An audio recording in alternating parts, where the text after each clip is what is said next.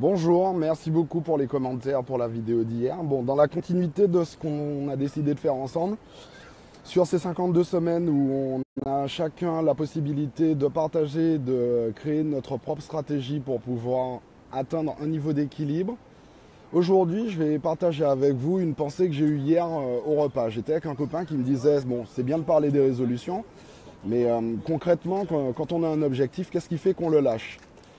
Et puis, ce que je lui expliquais, c'est que ce que je rencontre le plus souvent, les gens se fixent des objectifs et quand ils y pensent, ils regardent l'objectif quand il est atteint. Et puis quand ils regardent le chemin inverse pour l'atteindre, ils ont l'impression que c'est une montagne. Forcément, si on vous met au pied d'une montagne, ça va paraître difficile de l'atteindre. Alors, je lui ai rappelé un truc qu'un de mes formateurs m'avait filé, c'est rappelle-toi qu'un éléphant, ça se mange à la petite cuillère.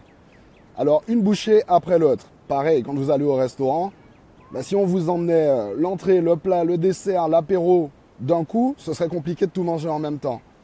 Alors avant même de parler de techniques, de méthodes, d'outils, avant de parler de stratégies qui ont déjà été utilisées par d'autres, la première chose à faire, c'est de se dire, je vais lister mes objectifs, je vais me mettre une priorité et je vais les morceler en étapes. Je vais me délecter de chacun des moments, de chacune des bouchées.